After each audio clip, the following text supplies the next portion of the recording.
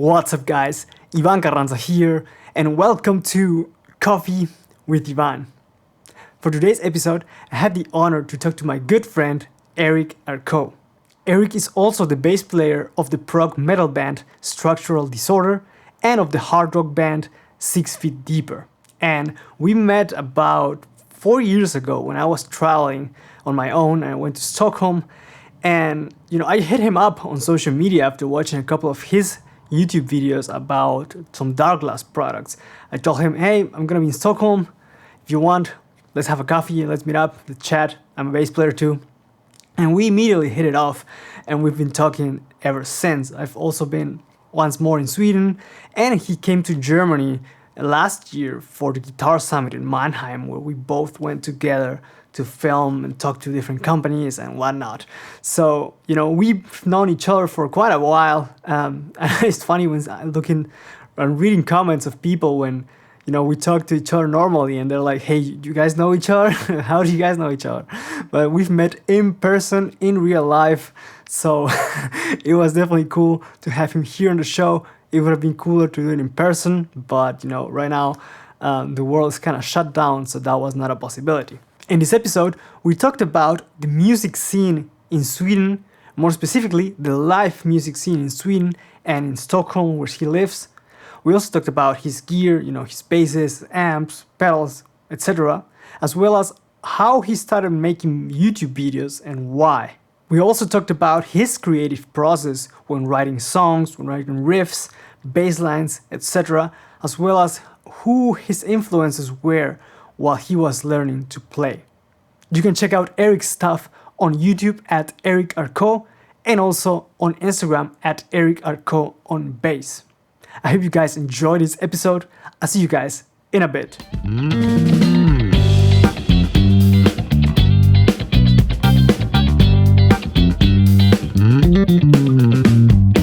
I think we started chatting in the Dark Glass users Facebook group, if I'm not mistaken. Yeah. It was about getting the Steve Harris tone with the B7K, I think it was. And then it kind of went downhill from there, as things do. Yeah. You also were here last year in Germany for the Guitar Summit. And I was really looking forward to go again with you this year. But, the world decided to cancel that event. Yeah, I was also really excited about Guitar Summit. I mean, and I had kind of made plans with my wife and with the baby. We should be able to figure this out. And then when this happened, she was like, yeah, it's cool that you're staying at home as well. So yeah. Yeah. How is it like? How old is your daughter? She's 8 months and 3 weeks or something. She's she was born on December 1st, so it's kind of easy to keep track of the months at least. So she's soon 9 months. Did I send you the video where she's singing? No. It was kind of funny because I gave her a small keyboard. Yeah. In June, and she's been using it, just hitting it, and she's been using it to stand up on, using it to as a stand. And I noticed that when she was pressing down all these keys, she's singing one of the notes that she's pressing down. That's odd. So I started testing her. So I played an F sharp, and I sang it as well and tried to mimic her voice, and she just hit the note like that. I was like, this is odd. So I turned on my camera and we repeated it, and she was like, yeah, no worries. She just hit the note. I was like, this is awesome. It's like the Rick Beato thing where he puts his son in a massive chord and he sings all the notes. Yeah, I've been watching some of Rick's videos about training kids and their pitch because perceiving pitch, you develop that part of your brain at the same time as you're developing your language center, I think it was.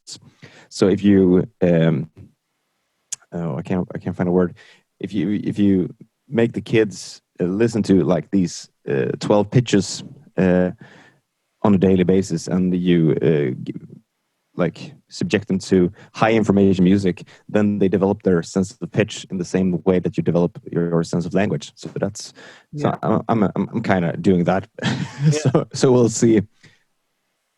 She's probably going to turn into like she's going to turn into a sculptor or something instead. Like, yeah, I got perfect pitch, but I like to paint. Like, okay, whatever makes you happy. Yeah. Speaking of that, I mean, of course, you play bass. You're a musician, but you also have a brother who's also a musician. Yeah. Yeah. He's a sax.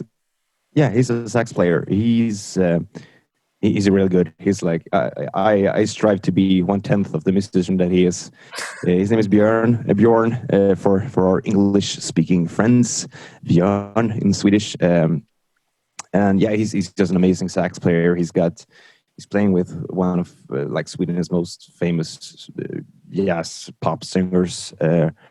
And yeah, well, he did, because now there are no gigs on that part as well. So, but he's still got the gig, so to speak. But he's been playing with her quite a bit, and yeah, he's doing all of these session things. And yeah, so that's my brother. He's also a photographer, I should add. He started like doing the photo gig as well. So that's really cool. Nice.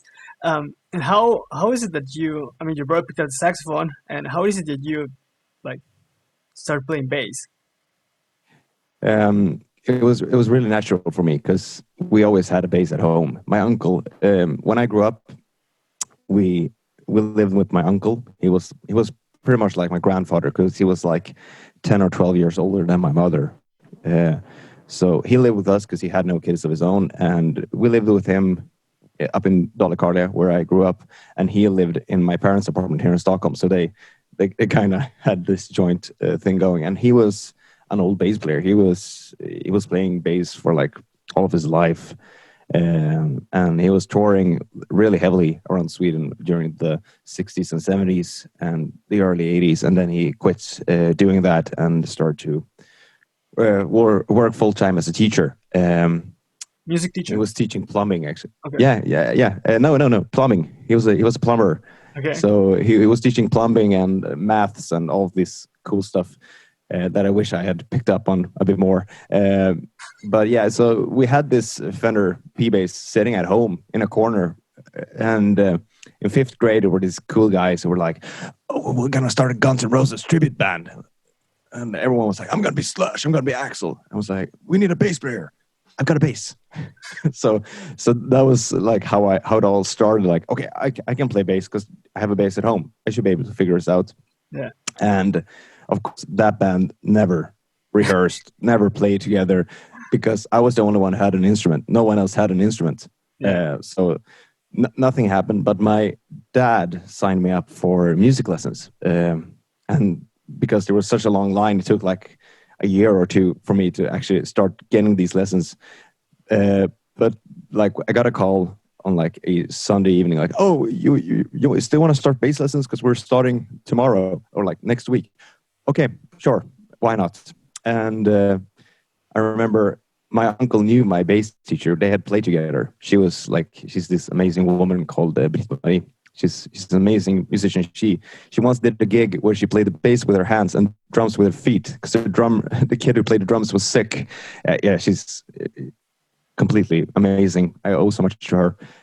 Anyways, he was like, "Yeah, come down to the basement and I'll show you some stuff so you can impress her." And he taught me the C major scale. That was all he taught me. But that was enough, because that got like, I was sitting in front of this big 215 amp. 215 cabinet and acoustic amp, and played the bass, and I was like, "Oh, it hurts my fingers, it rattles my hand, but like, this is cool. I'm gonna do this." And I wasn't that serious about playing bass, but then at around, I think it was like a few months later, there was this video on TV where they showed the video to Renegade by Hammerfall. I was like, I want to do metal. That's what I'm going to do. I'm going to do metal. So, and then it kind of snowballed from there. So that was how it got started. So they played metal videos on TV. Yeah, they had. It was amazing. It was public service TV, and they had this show called Vox Pop, which was essentially like MTV on public service 1 hour every Wednesday, where they showed the latest music videos, and you could call in and vote for like which videos should stay for a certain period of time. And then at the end of this semester, they had like this big finale, and the video to Renegade was part of it. And I was so blown away by that video. I was like, oh my God, this is so cool. There's a monster, there's lightning, there's a guitar solo. I want to do that. So yeah, I was into metal from that day on. Yeah, I've seen it once here in Germany. Funny story. In Bremen, it was the day before my birthday, so I went there for the show, and then at like midnight, it was my birthday, and I went there. Amazing show. It was the first show of their latest album, and when they were done, I had it all planned out so that I could come back home after the show because I had to travel by train. Yeah. And on the ticket, it said like the concert was at like 8 p.m. And I knew there were like opening bands, and I was like, okay, it can't take that long, right? Hammerfall ended up playing at like 11 p.m. and I missed my train home. So I celebrated my birthday on the train station. And then I had to wait till 5 a.m., go back to my city, completely tired, and lay in bed and slept all day. Yeah. I've done a few gigs like that where I've been playing in like a neighboring city called Uppsala, which is like a famous student town here in Sweden. And I did this wedding gig, and like there were some like really bad logistics going on. So I ended up missing the last train to Stockholm. And there were no like buses, because usually there are like buses leaving like all night, but there were no buses going. So I had to like sit at the train station for like, I don't know, 5 hours. It was crazy. And then I took like the first train. I got home at like 8:30 in the morning and just like went to bed and crashed. And then we did a gig with Structural Disorder. I think it was back when we released our first album. And the other band, they were all from Uppsala. They were all like living there. And we were like, can we go on first? Because we don't live here and like we're going to miss the last train. Oh, it's no worries. You're going to be fine. Well, we did not, because they ended up like extending their set. Like, yeah, you want more? And I was like, no, we don't want more. So I remember we were so pissed about that. And I'm like, yeah, it's part of the gig, like sleeping on, taking the bus. I'm like, yeah, thank you. Yeah. How is the music scene in Sweden overall? I mean, you live like near Stockholm, because I know that Sweden produces a lot of music, like for the world as well. There are a lot of great bands like from Gothenburg, but they're like, of course, right now there are no shows, but no. Are there like, and I've been to Stockholm myself, but how is like the gigging scene over there? I mean, I've been living here in Stockholm for about 13 or 12 years now.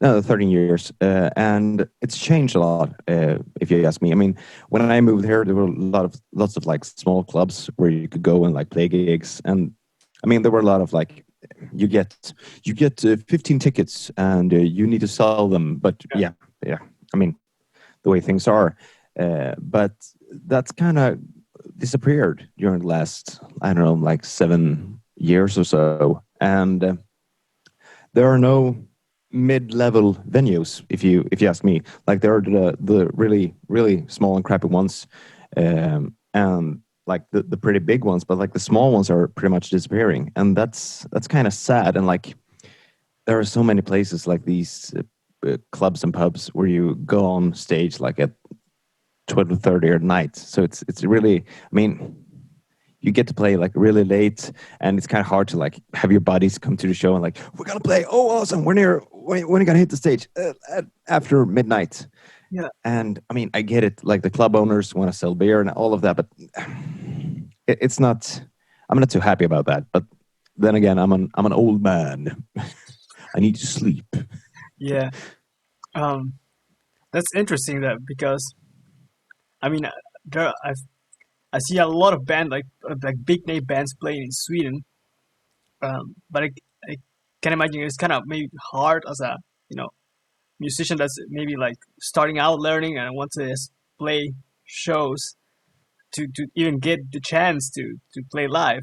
Yeah, and I mean, and I think like a lot of the venues are closing as well. Like there has been this like big surge of venues closing down because of neighbors complaining all of a sudden, which is kind of weird because all these venues have been here for like 30, 40 years, and all of a sudden like there are new people buying the apartments next door and like, oh, we don't want live music here, shut it down. Like it's been a legendary venue for 40 years. Yeah. If you want peace and quiet, move out to the countryside, like where I live, like move here. It's pretty quiet out here. So yeah,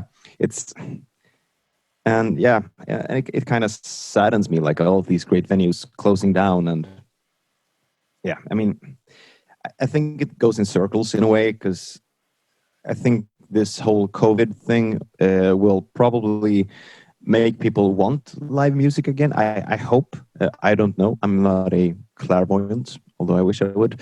I think this will probably make people miss live music and live gigs. I hope so, and I hope that like there will be a surge of that once this all peaks out. But I don't know. Yeah. And how is it? How has it been in Sweden so far? Like the whole situation? Because I mean, you're a teacher, a school teacher as well. I teach like bass and music, but for example, I have to wear a mask right now while teaching, and my students during school hours they also have to wear a mask in class. Yeah, I mean, Sweden, if you look at the numbers, like the death tolls and all that, again, I hope this isn't too political for people listening or whatnot, but I was thinking about this today, because a lot of our death tolls are from the elderly. That's a hard word to say this early morning. The older folks got hit pretty hard with the COVID here in Sweden, because the virus got into our nursing homes essentially, and there is this whole thing with like how the healthcare system works, which kind of turned into a bad circle or infinity thingy, if you will, because people can't afford to stay at home because they need to work, because they are paid so little, so therefore they go to work, and therefore they make the patients sick, so and the elderly sick. So a lot of numbers here in Sweden are from the elderly. With that being said, a lot of course there are people who are younger who got hit with this as well, and who sadly have passed on. I had a choir leader and friend and teacher who passed away just a few weeks ago, and he was barely like 60. And so yeah, I mean, it's been strange here in Sweden, because we took like our own stand at this whole virus thing, and we got a lot of like comments from around the world about how we handled the virus and the whole situation. And we won't know if we did the right thing or the wrong thing until it's all over. I mean, I've been working this whole time until June, when I got time off for 2 months, because it's the summer holidays. And I mean, things got, it was pretty weird in March, because like there were so many people staying home because of they had symptoms, and some actually got the virus. I don't know if I had it. I was home for 10 days with these very strange symptoms. I had a headache, and my whole body was sore for the first day, and then I got a dry cough for I think 9 or 10 days. Yeah. And I was out for a run after that, like a few days after the symptoms were gone, and I couldn't like catch my breath properly. And I mean, I've been running marathons, and I was like, this is strange. I don't usually get this from a cold.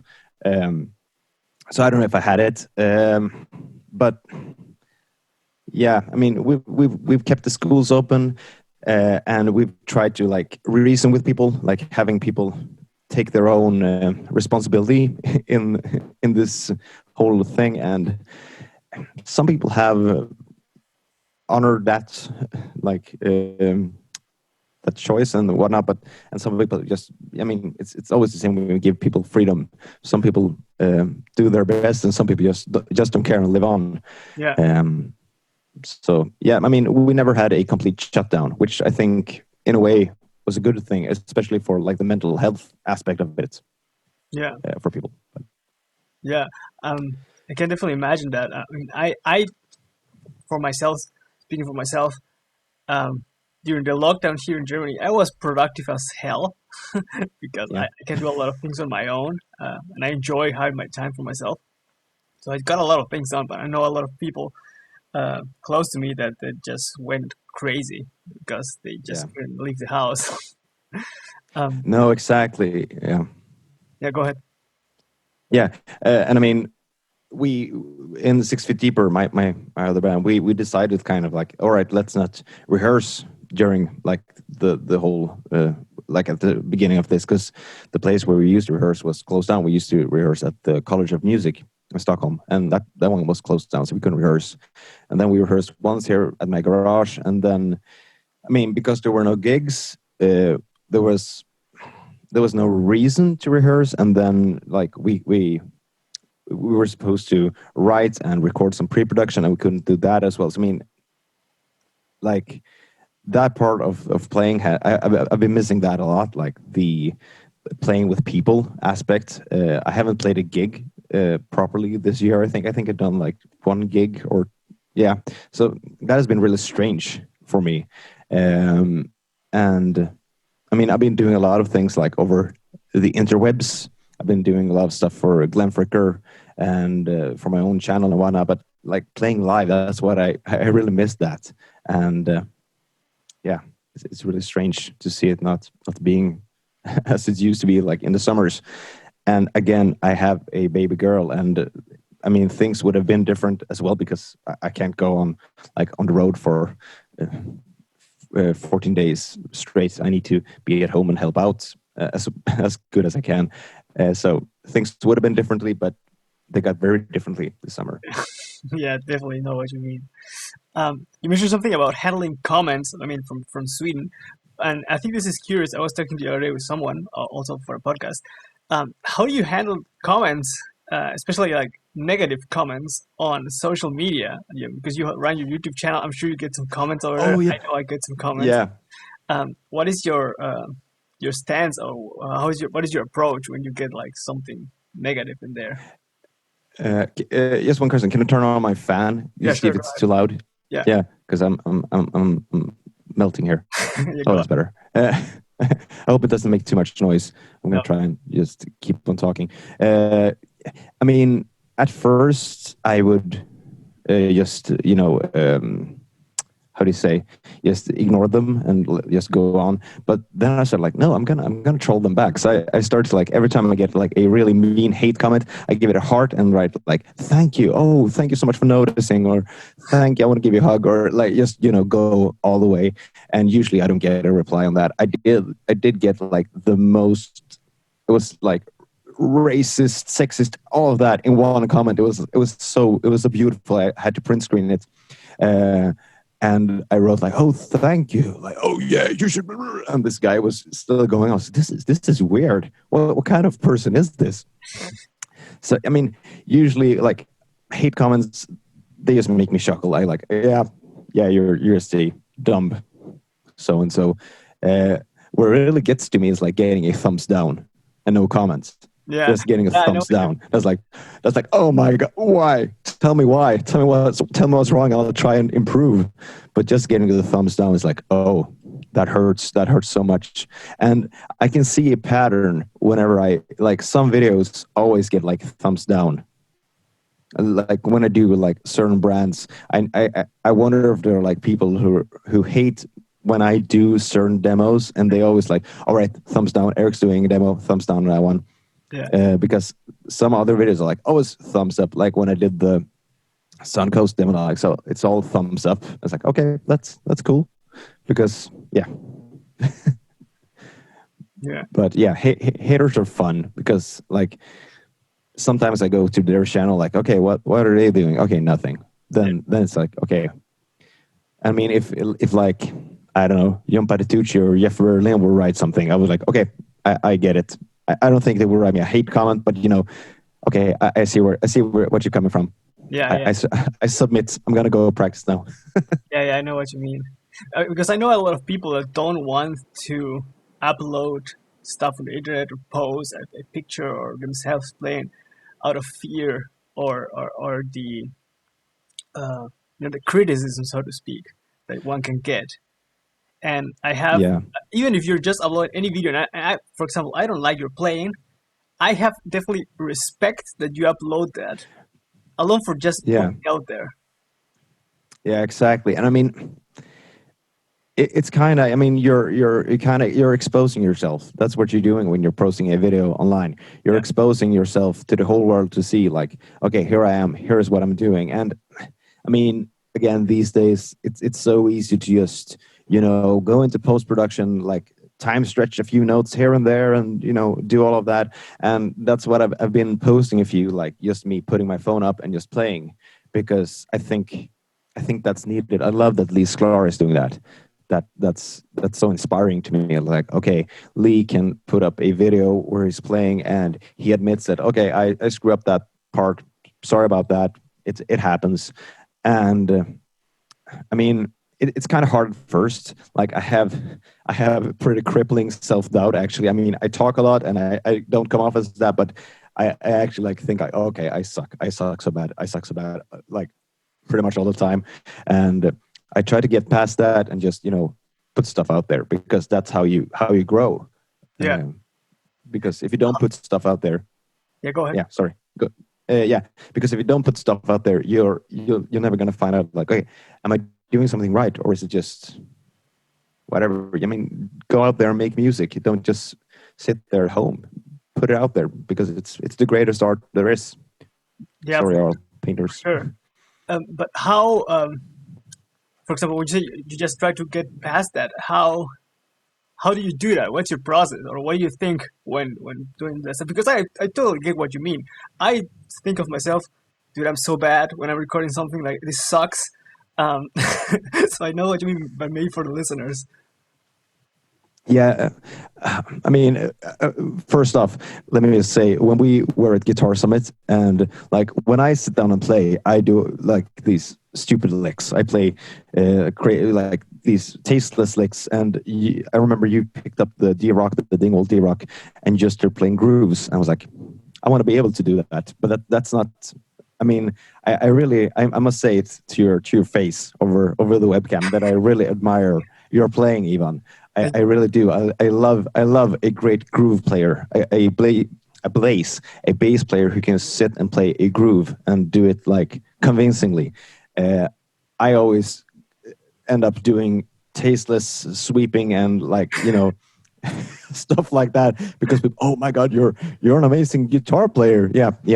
I think it was Jan who's like one of the European Dingwall and Darkless guys. Who was like, you should play guitar instead. I'm like, yeah, sorry. You picked the wrong instrument, dude. Yeah, I know. I'm terrible. Anyways, to get back, I mean, getting past that. I mean, I don't know. I guess I'm a bit stupid. I guess that helps. Not being like, I mean, I can get knocked off the horse and like, oh my god, that hurt. All right, let's get back on. I have something inside of me that's like, all right, let's get back to it. Let's leave that behind and do something better. I think it comes from my upbringing and like my father and my uncle like inspiring me and telling me, like, always get up there, get back at it. I mean, you get knocked down, but that's how you grow. So I think it comes from that, like my upbringing, and I try to tell that to my students. I teach years 7, 8, and 9, and I have a bunch of new 7th graders now, and we're playing drums. I always start off with teaching them with some basic drums, like playing a few fills and doing like playing the ride, playing the hi-hat, doing all that, and I tell them like, okay, playing drums is a lot like walking. It's hard at first. I have a daughter. She's trying to walk and she falls over all the time. Yeah. But like, it's not like when a baby falls over, it's like, oh, okay, I fell over. Oh, it's not for me. It's not for me. Because it's like, no, of course I'm going to do this. And you need to have that same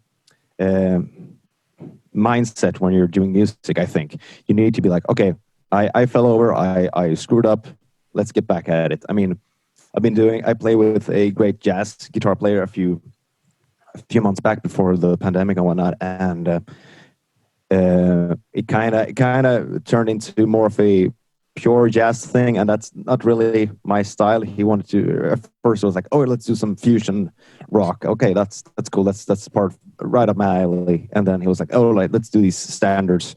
And whenever I play like a walking bass, just straight quarter notes in like a pretty high tempo, I'm like, I drag, I suck. And I always, when I have time, I usually sit down with like the Realbook app and just sit and play walking bass lines and try to do it convincingly. And again, it's not part of my daily. It's not why people give me a gig and like, can you play bass on this tune? It's not because I'm so famous for my walking bass lines and tasty jazz things, but whenever I have this like wall that I hit, I try to break through it and improve. And I guess it's all about the mindset, and because you need to convince yourself that because it's one of my favorite quotes from Batman Begins, actually, when Alfred says to Bruce, "Why do we fall, Master Bruce? To learn how to pick ourselves up." And I try to live by that because it's true. That's why you screw up. You need to screw up to know what's right. Yeah, for sure. That's actually the baby walking analogy is a pretty good one. I'm gonna use it with my students because I also have like, I also teach like little kids, and they missed a couple of notes or they can, I don't know, fret correctly something, and I'm like, you're gonna make the mistake anyways, so that's just feedback. Exactly. Correct what the movement pattern. So just accept that there are gonna be mistakes and you're gonna move past them. But the baby walking one was a great one. Yeah, great. And music is like a language, and it's like learning to walk. It's all of that in one whole beautiful mishmash, if you will. Yeah, for sure, definitely. I'm also curious. When is it that you started making the videos, and what was the motivation for that? Oh, let's see. Why did I do that? Why on earth did I do that? I think it all started with me. I bought the Darkless tone capsule for my Fender because, it's a long story, but I bought back this bass that I had lost for like 5 years, and I bought back, and I wasn't too happy with the stock preamp, and like the mid knob was a no stop one, so you could really do some. It could turn ugly really fast if you were unlucky. And that button broke, so I was like, oh, I need a new preamp. I'm just gonna go with the Darkless one. So I bought the tone capsule, and I did a video of like how it sounded on my P-Bass, and people seemed to like it, and the guys from Darkless enjoyed it as well. Sorry. And then I did like a comparison video between the V7K and the tone capsule, like just a clean preamp, and people liked that video. I was like, okay, I'm gonna try and do this because I have a few pedals. And then I got messaged by the guys at Darkless like, hey, we got this new compressor, you want to try it out? And it kind of snowballed from there. And I always enjoyed making stuff. I always enjoyed like making videos. I've done all of the structural distorted videos and all of the 6 feet deeper ones, and I find it fun to arrange the clips and make it look appealing. So again, it was a way for me to be creative and just put stuff out there. Speaking of creative, do you have like a process for two things actually? One, when you write music yourself, you have like a how we call it, like a template of how you go about writing music, and also the creative process behind making the videos. It's quite similar, actually. When I do well, in a way, it's quite similar. But let's start with when I write a proper song for a band or whatnot. It usually starts off with me playing something wrong. I try to play a song that I think like, oh, this is so cool, and then I mess it up. And I was like, okay, but this is kind of cool. And then it evolves from there. And I usually write on guitar quite a lot. Like write riffs and chords and whatnot, and write like a basic structure of the tune. And with 6 Feet Deeper, it's really nice because I have these great musicians with me, so I can just present them with like this raw skeleton, and they fit it out really nicely whenever I do a song like that. So yeah, like, and with Structural Disorder it was quite different because then I did the whole arrangement in a way of the entire song, and then we added our own like flavor to it. Everyone did their own thingy. But when I do a demo, I actually start off with guitar, no matter if it's like if it's a bass pedal or a bass product. I actually start off with playing the guitar and doing a proper song riff thingy, and then I add the bass lastly, because like I've written some songs on bass, and I'm not that uncomfortable with doing it. But I think that the role of the bass in a tune is normally to be the bass, and that's what most guys and gals are gonna use said product for. So that's what they want to hear. So that's why I do it that way. So I usually try and write a tune that's that shows how this thing works in a full mix and a full tune. So yeah, I try to write a catchy metal tune and then add the bass to that. Yeah. It's actually my process when I've written like hard rock or metal tunes. The bass always comes last because that's just easy to fit it once the guitar riffs are already set. Yeah, exactly. I mean, I admire Steve Harris for writing stuff on bass. Bass. I've done it a few times, but it's like it's so much easier to just write on guitar, because then you can really like, okay, the bass is going to make this even more awesome. Whereas when you write on bass and you try to apply it on guitar, it's like, okay, this doesn't quite sound right.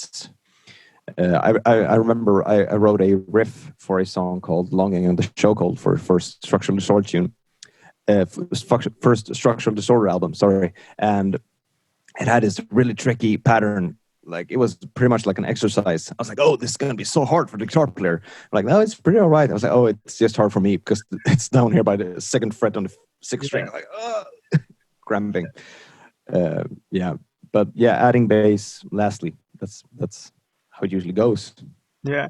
But when you write on guitar, is it as you just pick up the guitar and start noodling around? Or like, for example, I have a collection of voice notes on my phone that I have, walking to the train station, I hear a riff, I sing it here, and I already have an idea that I can use. Yeah, I have a bunch of videos on my phone, just me putting it into selfie mode and just noodling out a riff. Yeah. Sometime, like usually at work, when I'm between classes, I can just sit and noodle and like, oh, this is cool. Put on the phone and just film it and try and remember what it was later on. So I mean, yeah, I do that a lot, and sometimes I just come up with a rhythm or like a rhythmic thingy. I did this thing where it's a moving triplet thingy, which kind of it goes around in, like, I think it takes 6 bars of 4/4 with 1 bar of 5/4 at the end. It was really stupid, but I was like, this is cool. It sounds like I don't know, it's a bit like Freak Kitchen goes Deep Purple. So but that also like, I wonder how that would turn out. Yeah, I remember one riff I wrote. I was on the treadmill a few years back, and it was the bridge section of the song "Someone to Save," which is like, and it's a reduction riff, so it gets shorter and shorter before it turns around. And I was like, that would be cool to do a reduction type riff that becomes shorter and shorter. And then I was like, I wonder how it would sound if we turn it into triplets later on. I was like, yeah, it was really stupid, but I usually come up with these ideas when I'm washing the dishes or out running or doing stuff like that. Yeah, yes. For some weird reason. I'm always surprised, like when you get like a creative spark. Yeah, it's like you don't imagine that you're gonna get an idea during doing that activity at the moment, but then you get like a cool idea, if you don't capture it somehow, Yeah. it's gone forever. Yeah, it's gone. It's back. It's out in the ether, just Yeah. floating around. Yeah. I think it was John Petrucci who said that. He was sitting on the couch noodling. I was like, "This is an awesome riff. Where's my phone? Oh, it's gone." Yeah. Like, Yeah. you're sitting there. Oh, I forgot it. Damn it. And I mean, that's what's great about these days. I mean, I remember when I grew up and I started to write songs, it was pretty hard to remember what I was thinking because I had no way of capturing it. Like these days, you have your phone with you all the time. You can just hit record, and usually it's a pretty good recording already.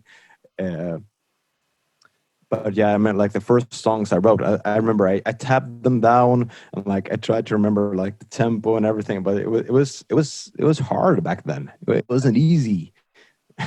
Yeah. Kids, remember that. I can even imagine how it was like, before there was even access to, home recording equipment. That it was just the dude with the guitar, and he had like the whole arrangement in his head. But it was you need other people to do that, Yeah, I mean, you just put everything logic, and that's it. Yeah, I mean, if you think about like the Phantom of the Opera by Iron Maiden, like Steve Harris wrote that tune, like the entire tune. It's pretty intricate. Like he was pretty young when he wrote it, and he doesn't know theory. He had no way of like properly recording it. It was all in his head. Like, okay, you're gonna play this, you're gonna play that. Here's the vocal line. It's like how. I mean, that really impresses me. Like those type of people, and I think that all comes from like playing covers. Playing like copy tunes for months on end, because then you learn how to like.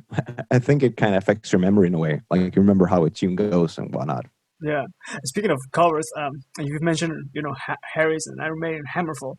What were apart from Hammerfall and deciding okay I'm gonna play metal, what were your influences while growing up?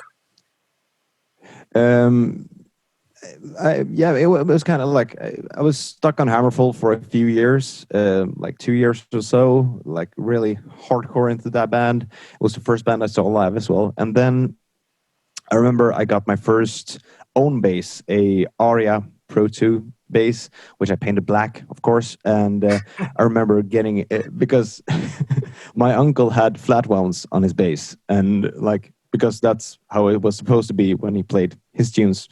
And you couldn't really slap on that bass. Like we put on new strings, like new. I was like, "Can we buy new strings?" Yeah, sure. And he bought new flat wounds. I was like, "Oh, okay, that's." But when I got my own bass, I put on round wounds and I started to like do the slap. And then I got really into Flea for like a year or two, like really doing the Red Hot Chili Peppers stuff, doing the slapping. Yeah. And around that same time, I remember this kid. He was 1 year younger than me. Sorry, and he had like this massive Iron Maiden collection of burned CDs, like copy CDs. And one day he was like, "Erik, you want some Maiden CDs?" I was like, "Yeah, how? Why?" "Yeah, I actually bought these now, so I don't need these ones." So I got Best of the Beast and Brave New World. And I think I was in like 8th grade or so. And the second I put on Brave New World with my headphones and I heard like the Wicker Man and Ghost of the Navigator, I was like, "Oh my God, this is so great." So then I got so badly into Iron Maiden. It was crazy, really. So I got really into Iron Maiden, and I think I still know all of their tunes. Actually, I did a post on Facebook a few days back. I had a brand new student, and I was sitting with a bass in classroom, and as they entered, and he was like, "Erik, do you know any Iron Maiden tunes?" "Yes." "Which ones?" "All of them." "All of them?" "All of them." And then he tried to stump me, and I knew all of the tunes that he threw my way. Yeah. Because that was how bad I was into Iron Maiden. I still am. So yeah, Iron Maiden still is a huge influence on me. And then, well, let's see. I mean, I listened to a lot of jazz growing up. That was like part of my everyday life at home. My parents loved jazz. My uncle loved jazz. My brother played a lot of jazz. So I can't name as many jazz bass players, but I know I've heard a lot of them, like Jörg Riedel and Nils Henning Orsted Peterson. Ricky Beato did a video on a few weeks back. It was like the greatest bass player that you never known of. Like I known of that guy since I was 7. Yeah. I thought to myself, but yeah. So I mean, those cats kind of influenced me in a way, and then. Queensryche, I got really big, like heavily into Queensryche and Eddie Jackson, and then we have like Opeth and Martin Mendes. I was a huge influence on me as well. So yeah, and yeah, that's how it goes. And then I wasn't that big into Billy and his playing until like a few years back, actually, like 7 or 8 years back. Because that was when Bass Player magazine posted the first live clinic with him, like this clinic where he was playing. And I remember watching the clinic and I was like, this guy has a lot of great points on playing bass. And I remember like really gravitating towards his tone and the mid-range. And like, that's kind of how I wanted to sound in my head all along. So that was when I got really into Billy and his playing. For those of you who are listening, that's Billy Sheehan, by the way. Yes, yeah, sorry. Yeah, we're on first name basis. What's funny is that for me, I never really liked his tone that much on records, on recordings. But I saw him and the Winery Dogs for the tour of their first album here in Germany, and his sound was massive. It was amazing. And I was like, I get it now. Yeah, exactly. And that was like a huge part for me as well, because I had thought about, doing the split signal thingy with the dark glass pedals and whatnot. But when I saw this clinic with Bill, I was like, yeah, that's pretty smart, actually, like doing the split yourself and doing it properly with like the heavy bass tone and all that. So yeah, I mean, live it's beautiful live because you get like you fight the Fletcher Munson curve pretty nicely, actually. Yeah. As long as the sound man doesn't hate you. Yeah, and you've got yourself 2 of his signature basses, right? Yeah, exactly. I never thought I would have the second one. I have a video up on my YouTube channel if anyone watching or listening is interested, but. I have a limited 3, which I got 4 years ago from my wife as a wedding gift, which was wonderful. And then I have a limited 1, which I got last year. And it was one of those moments when you're like, okay, I need to go now. Because there was this, long story short, there was this store here in Stockholm that had these amazing signed instruments up on the wall.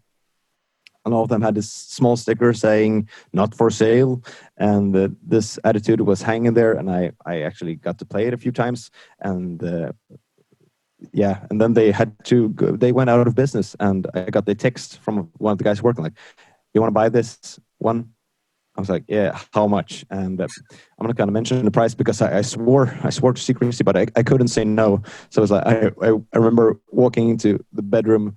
Where my wife was resting because she was pregnant at the time. I was like, yeah, I got this text and and she was like, yes, just go. Just do it. And the funny thing is, I think it was our 11th anniversary or something like that day. Yeah. And I remember I went and bought the bass, and then I went and bought some fresh baked bread. I was like, yeah, she got the bass, I got a bass, and she got some bread. Yeah. What a wonderful husband I am. Yeah. Yeah. Yeah, nice. Speaking about gear, what do you have? What do you like to play? Favorite pedals? Okay. Go down the rabbit hole. Let's go down the rabbit hole. I have my board set up here. I see it's pretty much. Let's see if I can turn the camera. Oh, here we go. Oh, there we go. That's beautiful.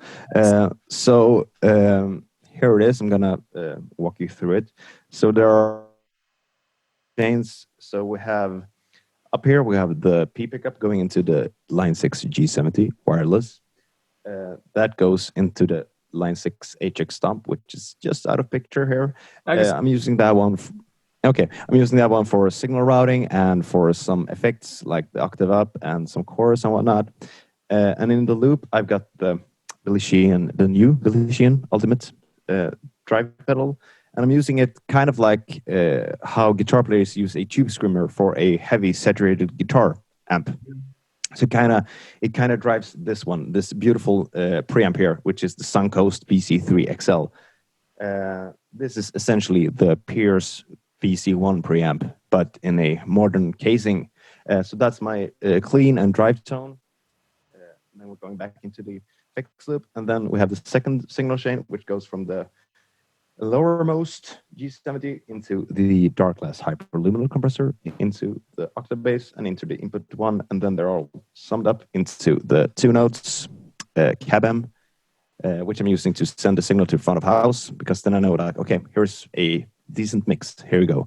And then I have a second output going to the stage amp. So that's essentially my pedal board, and I intend to keep this one far from like the end of the stage where there is beer going on. So what I really love about Suncoast is that you get a foot switch with it, so I can turn distortion on and off at a safe distance from drunkards and whatnot. So that's cool. Dude, I sorry, go ahead.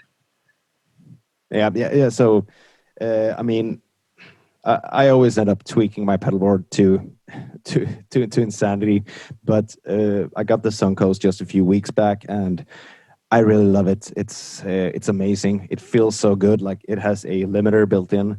It feels like you're playing unplugged in a quiet room. You can hear everything, and it's wonderful. I really, really enjoy it, and having the EBS in front of it brings out some of that nice mid-range that I want, that bite and growl.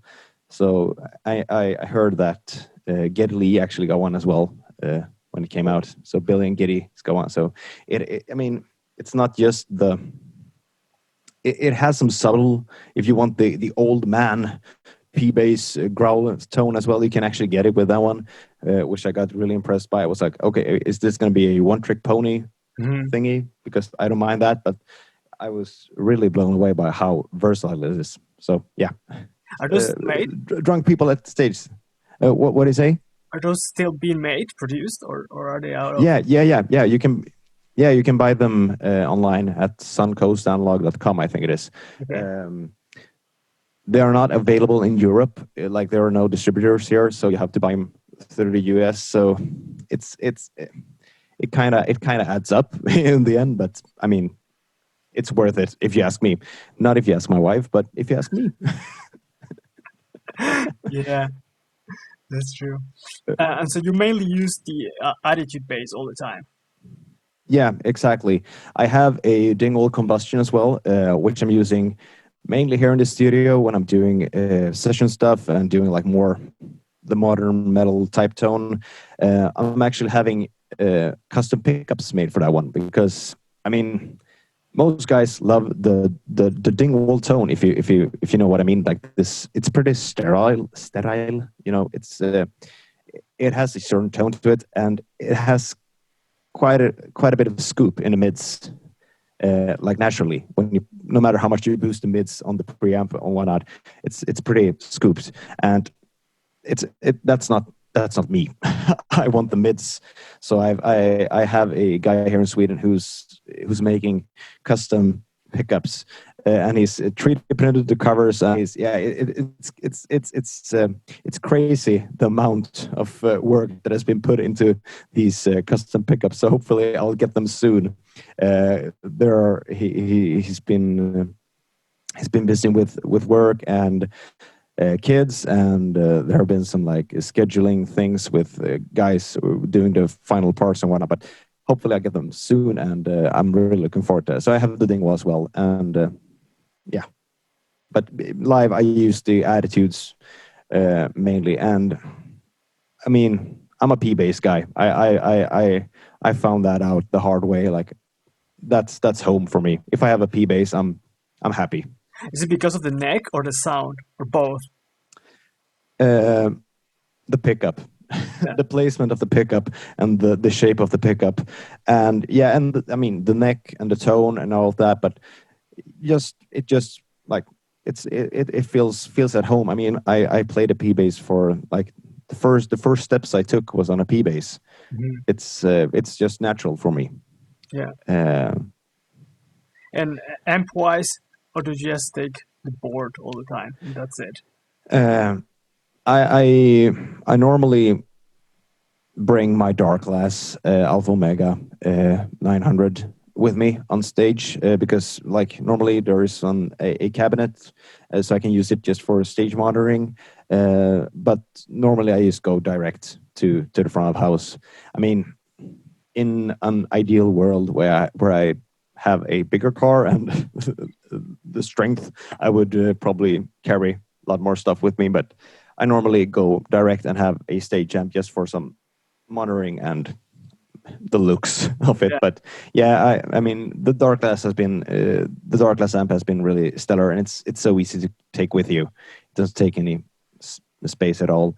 I've actually incorporated a noise gate in the Alpha Omega amp as well, because the BC 3XL it gets kind of hissy when you turn on the distortion, so it kind of takes that away. So that's nice. Cool. And what kind of cab are you running on that 2-notes cab amp? On the 2-notes, the Ampeg B50, the 15-inch Ampeg cabinet. Oh, interesting. Even with high distortion setting. Yeah. Interesting. I'm gonna paraphrase Billy Sheehan here, because he made a point about, you know, when you have the 810. Like the 10-inch speakers compared to the 15-inch speakers. If you have a 10-inch speaker, it takes a certain amount of time for the sound wave to go across it, and when you have the 15-inch speaker, it takes a bit longer time. So the bigger elements will smooth out the tone a bit. In theory, I don't know if it's true, but it's what Master Sheehan said, so I stick to it. But I like the tone of a 15-inch speaker. I really do. I've got the Fridge one as well in that one. So I tried a bunch of their cabinets, and I just stuck with the 15-inch ones because it sounded best to me. Yeah. Also, I mean, my cabinet right next to me, to my right, I've got a Mesa 115. It sounds amazing. Yeah. It's got lows, it's got top end, and I also have a couple of 2-notes, also impulse responses, the official Mesa ones, and those sound, I mean, if not identical, like pretty close to the real thing. Yeah, 2-notes are, I mean, they're great. When I first got the Cab M, I was like, it's cool, and I mean, it's nice, and I enjoyed like the built-in cabinets, but I mainly used it to load in my favorite IR files and took them. But when they released the updates a few weeks back with the noise gate and like the new preamp enhancement thingy, I was like, oh my god, this is I'm not using anything else. I'm going to use this one and the 2-notes cabinets instead. So yeah, I'm really blown away by the quality of their stuff. Yeah, great. So I've been doing this with all the bass players who have been here to the show. This is the rapid fire section. Okay, hit me. You're going to pick one or the other. You already said P-bass or jazz bass, so you went with the P-bass. We all know that already. Yep. Passive or active bass? Passive. Why? Because you run out of batteries. Yeah, I've been there. and in the studio, you always set it flat, because there was like, can you set it flat? Yeah, it's always like that. So yeah, passive. Solid state or tube amp? If I have a roadie, tube amp. If I need to carry it myself, solid state. Yeah. Do you prefer to play live with an amp, like an amp on stage, or just a DI and that's it? That was a tough one. I mean, I normally play with a DI, and that's how I do it, because I'm a nice guy. I don't want to cause any trouble. But if I get to choose, I would love to have, a cranked amp on stage. A cranked amp every day of the week. Clean or overdriven bass tones? What's a clean tone? that's the answer. Yeah, what's a clean tone? Yeah, overdriven. I always feel like I'm suffocating when I have to clean up a tone. It's like, oh my god, yeah. I mean, some guys. I've done some things with Henrik Linder. We did some EBS demos, and he likes it clean and loud, and like he has no compression on. So he has like this massive headroom, and I'm like, oh, I need a high cut and some distortion and some compression because yeah. So yeah, overdriven. I was I mean, I'm really shocked every time when I hear like old recordings and you hear how distorted the bass is. Yeah. It's always distorted and compressed out. Like, I mean, if you listen to the isolated Iron Maiden tracks, like Steve doesn't have any distortion pedal back then, but like he hits it hard and he has like there's distortion going on, and that's why you cut through. That's how you get some harmonic content, and yeah. I've been listening to a lot of Deep Purple lately, the Glenn Hughes albums, and his bass sound is just massively distorted, and it sounds amazing. Yeah. I saw a video. Sorry about distortion. I saw a video about the No One Knows tune by Queens of the Stone Age. You know that one? The bass tone. You would think, like, oh, it must be these big SVTs. No, it's a small PV practice amp that they cranked the living hell out of. That's like the main distortion and driven tone. And then they have like this clean DI and everything. But the main tone is a small PV practice amp that sounds like, farts, but it really works. Yeah. I mean, it's easier to crank up like small amps because they don't have that much power. No, exactly. Of course, we're in coffee with Iván, but do you prefer tea or coffee? Coffee. Black? No, I need milk. I've tried to drink it black, but I have a sensitive tummy, so I always get like these bad stomach aches. And I remember I tried to drink it black, and I was like, oh no, I got ulcers. This is bad. No, it's just drink milk in your coffee. Stupid. So I drink it with milk. How many cups do you drink a day? I used to be like a 5-6 cups a day guy, like drinking all the time. But I've actually narrowed it down. So I drink 2 big cups in the morning and then maybe 1 at work, because I don't know what they do at my job. But the coffee that they brew, it's like drinking acid. It's so bad for your stomach, no matter how much milk you put in it. So I drink 2 big cups in the morning, and that's usually it. When I'm at home, I like sometimes like 4 cups or so. Yeah. But yeah. Cool. Rounds or flats? Oh, yeah. I'm a rounds guy. I like the tone of the flats, but I never have the need for them. I never like find myself in a situation where you're like, okay, I need flats because I need the vintage tone, because no one ever asks me to have the vintage tone. Do you prefer nickel or stainless steel? Steel all the way. You play Rotosound, right? Yeah, Rotosound, and on the Dingwall I have the Dingwall steel strings as well. I've been using the Rotosounds on the Dingwall as well, and they work great. But if you want that Dingwall tone, you really need the Dingwall strings, because they have this certain character to them. We'll see with the new pickup though, but yeah, stainless steel Rotosound all the way. Nice. Do you prefer like a synth bass, like on a real synth, or a bass with an octave pedal?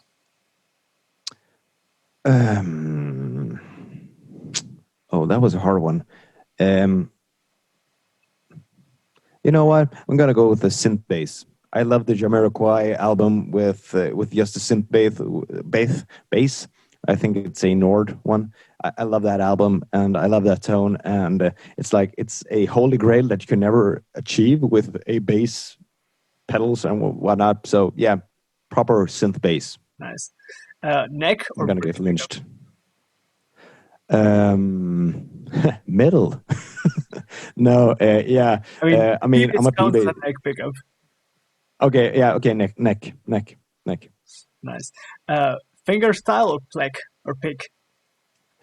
Oh, I mean, yeah, I'm a finger guy. I play with my fingers live. I play with a pick a lot here in the studio when I do stuff here. But live, I mean, whenever I even if I practice for like weeks with a pick, and like I'm gonna play with a pick this show, I always end up losing it after 2 songs, and then it's like, okay, back to the fingers, and it's like, okay, this is home. So finger style live, and pick in the studio. Do you prefer playing in clubs or open air shows? Oh, that was a tough one. Let me let me give you neither a crowded, sweaty club and a big ass outdoor show. That's but all right. You know what? I'm gonna go with a sweaty club. Yeah, that's been the most common answer so far. Yeah, I mean, it's the atmosphere is different. yeah, it really is. Yeah. Do you prefer playing with in-ears or to have a wedge on the stage? Wedge. Why? There is some air moving because there is some air moving that hits you, and I mean I'm so used to that. I've played with in-ears like once or twice. I'm usually like I have my molded earplugs, and then I enjoy having wedges, and I'm used to not hearing myself, so I'm like, okay, fine. Yeah. 4 or 5 string basses? 4 string, but 6 strings. If I like, I prefer 6 strings to 5 strings actually. Really? Yeah. How come? They feel more like a different instrument. It's like, I think Guthrie Govan said something about 8-string guitars versus 7-string guitars. Because when you have a 6-string, you have this extended range of the bass. A 5-string is like you got a lower string, yeah. But a 6-string, you got the upper C string that you can incorporate for chords, and you still have the low B string. So I really prefer 6 strings to 5 strings, actually. Interesting. Have you played a 7-string bass?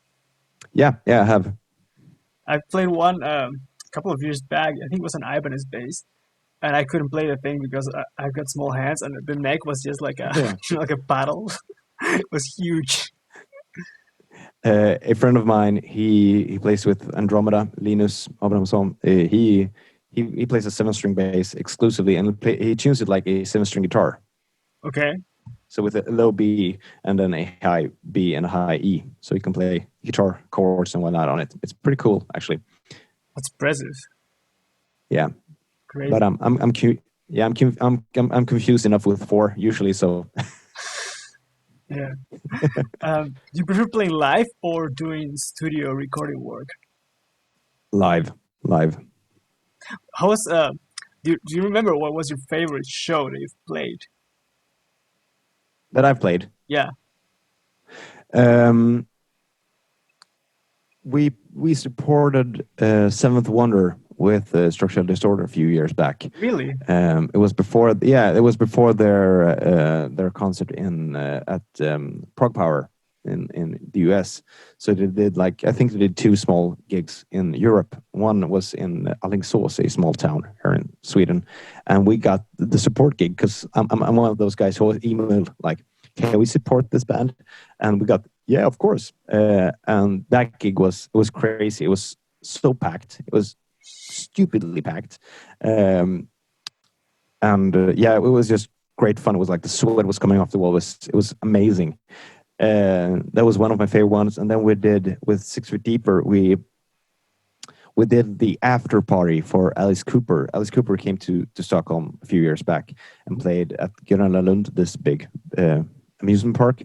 And they had one of the after parties, and like no one from Alice Cooper was there, but the place was packed. It was so packed. I mean, we couldn't get out when we were done, and it was like amazing response. Yeah, that was a big one, a top one for me as well.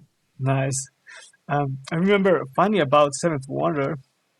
For those of you listening who don't know, it's like a rock metal band from Sweden.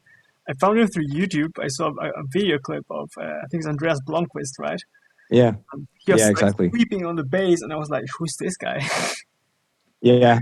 I had just started doing sweeping things when we supported them, and I remember like Hey, Andreas, I've been trying to do this sweeping thingy, and I'm doing it like this. Is this how can you do it? Yeah, that's how I do it. Cool. So, Yeah. so I remember like picking his brains backstage for a few seconds. Like, so when I do my sweeping, like most guys who do it on bass with their fingers, they use their thumb and their index finger.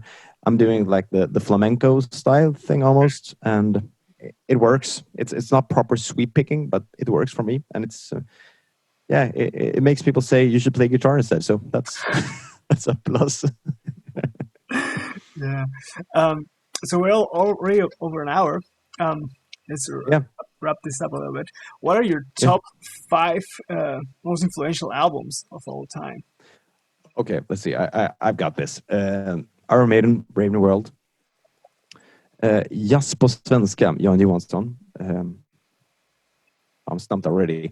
Let's see. Ghost Reveries by Opeth was a huge one for me. The first Winery Dogs album. And all right, the 5th one. Let's see. That was hard. You've stumped me here, Iván. Let's see. Oh, I'm gonna go with The Mountain by Haken. Okay. That was a really inspiring one for me. Yeah, love Haken. Yeah. Where can people find you on social media? Where are your places? Where do you post? Where can people find you? I post on Instagram at Erik Arkö on bass. Some other guy had taken Erik Arkö already. And other than that, I'm Erik Arkö everywhere else. So Erik Arkö. That's like with the O with the 2 points on top for those of you. Yeah, but on the socials, I'm with an O without the because Gotcha. yeah, that it brings confusion. Yeah. That letter. Nice. I'm gonna stop recording for a bit, but we can chat a bit more. Yeah. Thank you guys for watching. Go follow Erik on social media. Check out his YouTube channel. He posts great content in there. Some mean, aggressive bass tone, and definitely you should check out his stuff. So thank you, Erik, for being here.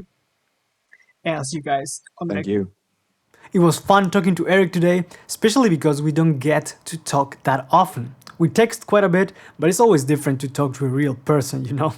And I hope you guys enjoyed this conversation and could learn something from it. Don't forget to check out Erik's stuff on YouTube at Erik Arkö, his Instagram at Erik Arkö on bass, as well as listening to his bands Structural Disorder and 6 Feet Deeper. Thank you guys for watching and listening. I'll see you guys on the next one. Take care.